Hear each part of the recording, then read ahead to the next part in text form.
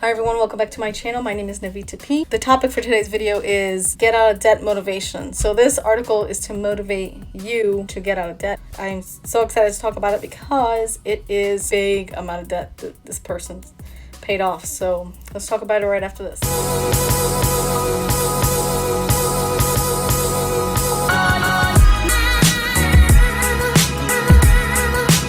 And we're back.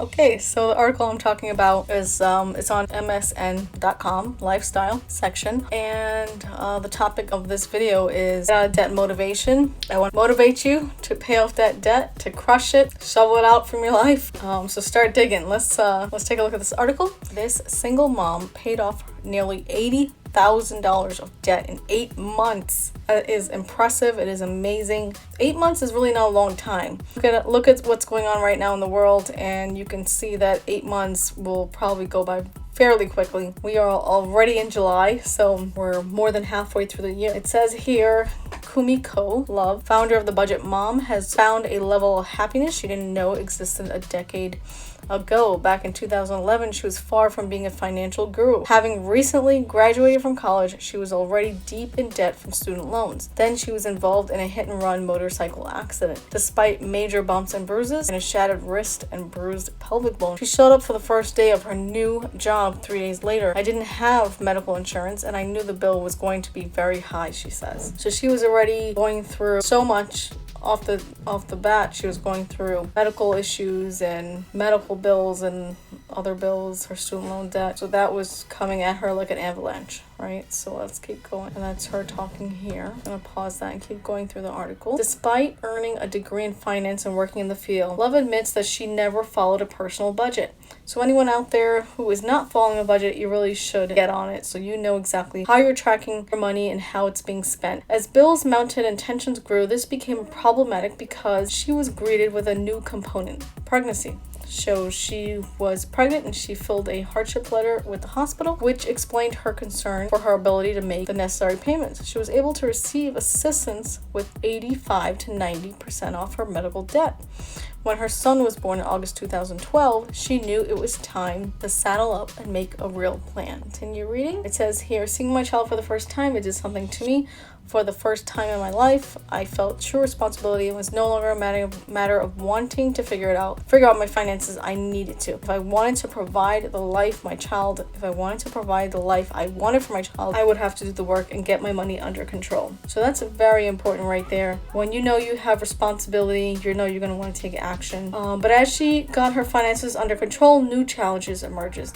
So we can just assume that we're always going to have challenges in our lives, and we should have a backup financially. So that's why we know that, it's very important to have a backup plan. Don't think everything is going to be roses, it's going to be so easy or nothing's going to go wrong. Something always goes wrong.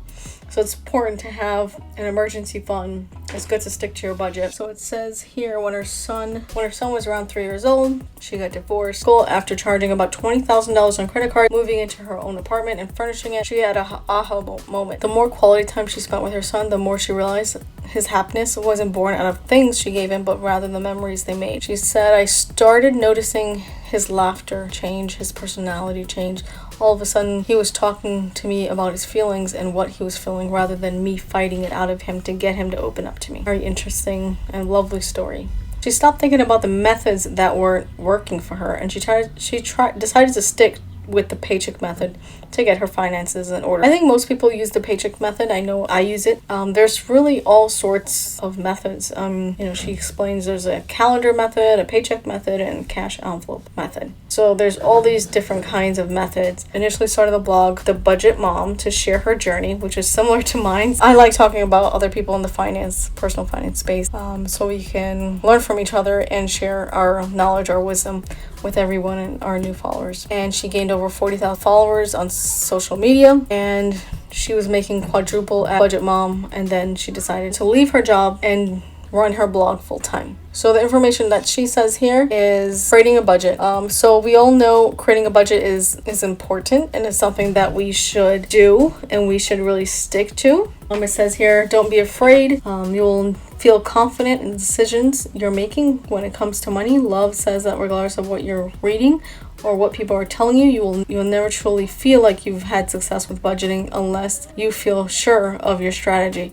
And that is so true. You need to first try different strategies and really stick to the one that you feel the most comfortable with. And the less thinking involved, better it is for you. Try to really simplify. I always say simplify your budget to the point where it doesn't take that much thought. So it's just boom, boom, you're done, and you know exactly what needs to be paid. You know exactly how much to save. You know what you can cut out. The other suggestion is be patient. Your finances won't get in order overnight. Okay, that is so true. So that was the article, and it's a really good article. So let's take a look at the video.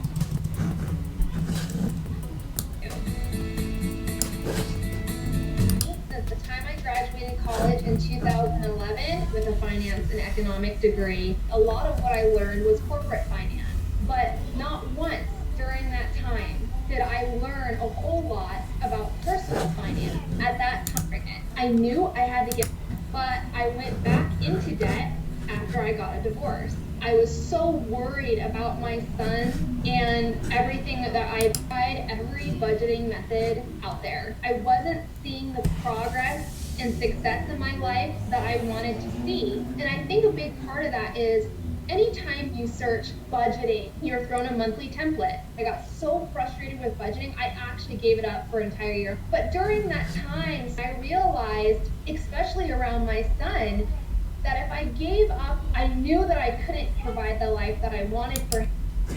What a nice story and a nice article to hear that a single mom, it's not like it's a couple that's paid off $80,000. It's a single mom. For a one person who has a child and was able to pay off all that debt, it shows that anything is possible. I will share a link below with this article if you wanted to take a read, and let me know what your journey is on paying off your debt. And there is so many different ways of doing it. We've heard so many people out there, so many financial gurus out there that talk about paying off debt. I know I talk about it a lot on my channel, and I enjoy talking about it because once you start that snowball effect, it just continues and it grows and it grows, and you are able to see the effect it has once you start. So it's so impressive that a single mom paid off $80,000 of debt in 8 months. It shows that if she can do it, you know, anyone can really do it. You just have to put your mind to it and find a budgeting. You have to find your budget. What is the best way to budget yourself? And there's so many techniques and ways of doing it. There's lists and lists. Everybody has their own kind. I know I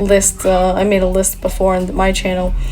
You have to find what works for you and what is best for you. And once you find that, run with it. And I like to keep track of mine using Google Sheets and creating a template that I use the same template over and over. I rarely make changes to it unless there's a new category or a new credit card or something on there that I can add.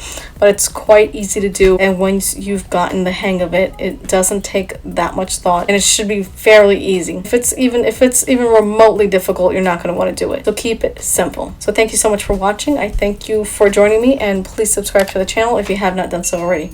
I'll see you in the next one.